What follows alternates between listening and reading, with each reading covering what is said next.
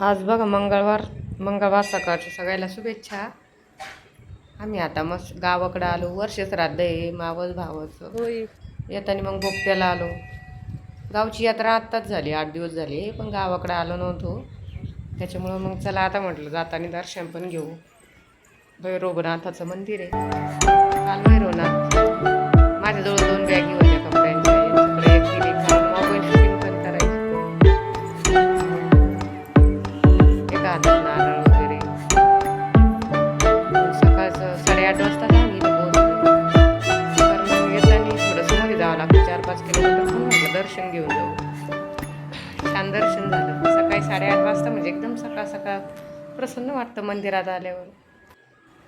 कारण पुढं पण देवीच्या मंदिरात जायचं होतं कोटमगावला.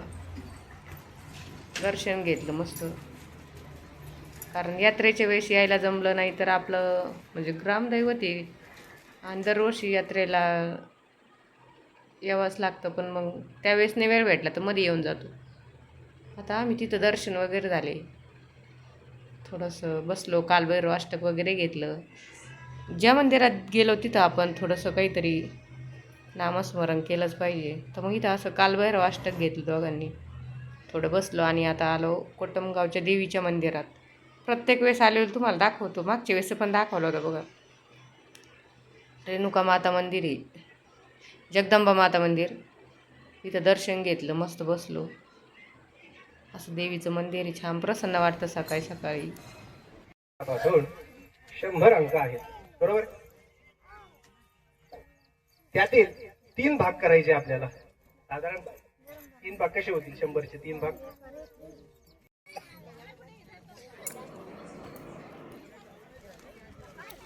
आता इथं जेवण वगैरे सगळं झालं होतं. एवढं ऊन होतं आणि मग इथं सगळ्यांचं चालू होतं बुंदी द्यायचं काम. आता घरचंच होतं, तिथं काय लाजच काम नव्हतं. मग घरी आलो. कार्यक्रम मळ्यात होता आणि आता त्यांच्या घरी आलो. ह्या वहिनीचे यांचीच मिस्टर वारले बघा. आजच वर्ष झालं. दुसरं माहेरच आहे बघा आपलं. हे खूप जीव लावते या पण या वहिनीन. त्या म्हणजे या दोघी जावा आहे. एक मावशीला 2 मुलं आहे ना, एक पलीकडं राहते आणि मावशी हे बेडवर बसलेल्या दिसते त्या मावशी. बाकीचे सगळे मग गप्पा करत बसतो. कारण ऊन जास्त होतं. ऊन जास्त असल्यामुळं आम्ही काही लवकर निघालो नाही. म्हटलं तो 4-1 वाजता सगळे घरी आलो. सगळे पाहुणे गेले होते. मग गप्पा करीत बसलो. आता या मोठ्या सुनबाई मावशीच्या, ह्या मोठ्या वहिनी, हां ह्या आहे ते ह्या मोठ्या वहिनी, त्यांची मुलगी बेडवर बसलेली. मग त्यांच्याकडे चहा घेतला आणि निघालो होतो. खूप ऊन होतं. मग फार लासूरमध्ये आलो आणि एवढं उन्हाचं मग थोडंसं थांबलो. रस वगैरे घेतला. घरी आलो तर घरी बघा एवढं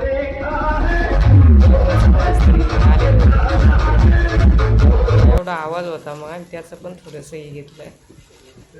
आता मी आले तीच चालू होतं. पनीर भाजी केली. मी तर मंगळवार सोडलेला होता. मी खात नाही बरं कुठं, पण श्राद्धाच्या ठिकाणी आज खाल्लं. कारण मावशीच्या घरी म्हटल्यावर आपलं दुसरं माहेरच आहे. माहेरचं खावंच लागतं. मग मी उपवास सोडलेला होता. यांच्यापुरती पनीर भाजी केली मस्त. पनीर भाजी झाली. त्यांची जेवणं झाली. मग आता आम्ही घरी येऊस तर पहा काय करामत करून ठेवत्या.